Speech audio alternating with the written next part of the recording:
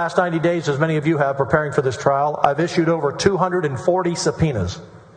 I've studied numerous motions, written multiple orders, read hundreds of pages of history, rules, documents, and worked on every detail of this trial with you and with our incredible Secretary of the Senate, the Clerk of the Court, who turned this chamber into a courtroom, and her great staff. I have had a total view of this process from the very first day the House sent over the articles of impeachment to us in May. With all due respect to the House, we didn't need to be told in the final arguments how important this vote was. I believe the quote was, "This will, if you're like me, be the hardest and most difficult and the heaviest vote that you will ever cast in your time in the legislature. This vote will be the vote you're remembered for most."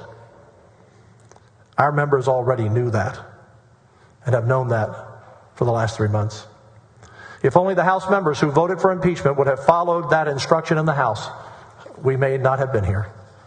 In the House, the vote to send the articles of impeachment against the Attorney General to the Senate happened in only a few days, with virtually no time for 150 members to even study the articles. The Speaker and his team rammed through the first impeachment of a statewide official in Texas in over 100 years, while paying no attention to the precedent that the House set in every other impeachment before. In the past, the House had transparent and open investigations for all to see, including other House members. The target of the investigation was notified and invited to attend with counsel and given an opportunity to cross-examine witnesses that were placed under oath before testimony was taken. At the conclusion of past House investigations, the evidence was laid out for weeks for House members to evaluate, not hours, before they took their vote on articles of impeachment. Representative John Smithee, a longtime House member who has argued cases before the Texas Supreme Court, spoke on the House floor during impeachment vote in May. He was one of only 23 who voted against impeachment. Representative Smithee said the House could not legitimately impeach General Paxton on the record because there was no record to send to the Senate. He said the House was not following the rule of law. He said the House approach, and I quote Representative Smithee, "Hang them now and judge them later." Confirming this, Representative Murr, the chair of the House Investigating Committee, said on the House floor, "The House is not the body that does the fact-finding. The fact-finding occurs in the Senate, and the oath for any witnesses would occur there." Well, that's just not true. As Representative Smithee said, that's exactly what they did in 1917. He said the last House impeachment of a statewide official in 1917 was Governor Ferguson.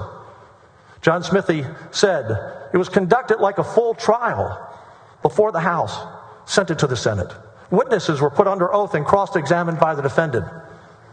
He said this time no House witnesses were put under oath, and the defendant was denied the right to cross-examine.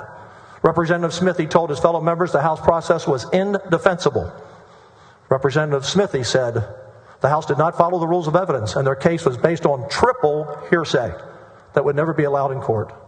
I think Representative Smithee's speech was one of the most honest and courageous speeches I've ever heard of in the House. And if you want to watch it online, go to YouTube. Look up John Smithee, that's S-M-I-T-H-E-E, his floor speech on the Paxton impeachment. It's an amazing, courageous speech to give when he knew he was only one of 23 not voting for impeachment. In the next regular session, we should amend the Constitution on the issue of impeachment as currently written that allowed this flawed process to happen.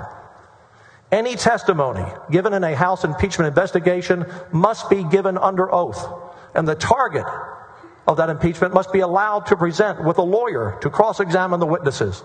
Otherwise, people can say anything they want without any accountability or need to be truthful because there is no threat of perjury. The House must also give members a minimum of 2 weeks to review all evidence given under oath before voting on such a serious matter. Had they done those two things, this trial may never have happened. And when the House sends articles of impeachment to the Senate, if they do in the future, the official should not be put on unpaid leave through the process. The federal system does not allow that. Why do we allow that in Texas? President Clinton and President Trump did not have to step down from the Oval Office from their duties during their impeachment process. And members, this is not a partisan issue.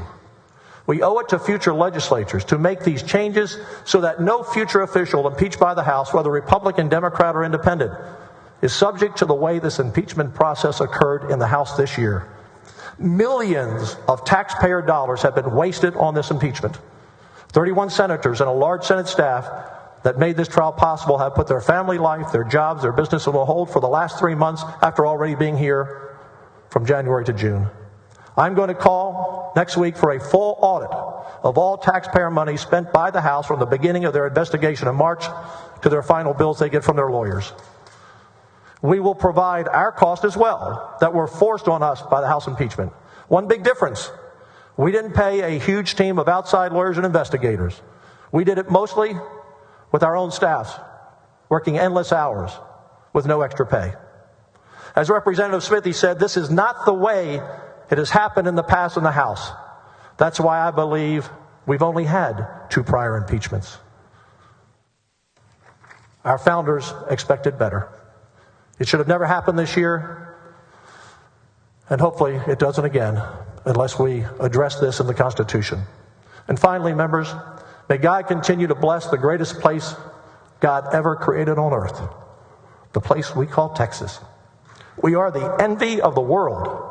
We are the America that all America used to be, and that's why people move here from every state in the Union by the hundreds of thousands every year. Members, each of you took an oath on the Sam Houston Bible on the first day of this trial. And I know no matter how you voted, you lived up to that oath and how you saw the evidence. I thank you again for the professionalism you demonstrated every day for the last 3 months. I'm honored and I'm proud to serve with you as Lieutenant Governor. Members, a judgment of acquittal or dismissal on all articles of impeachment satisfies Texas Constitution Article 15, Section 5. I will now sign the final judgment.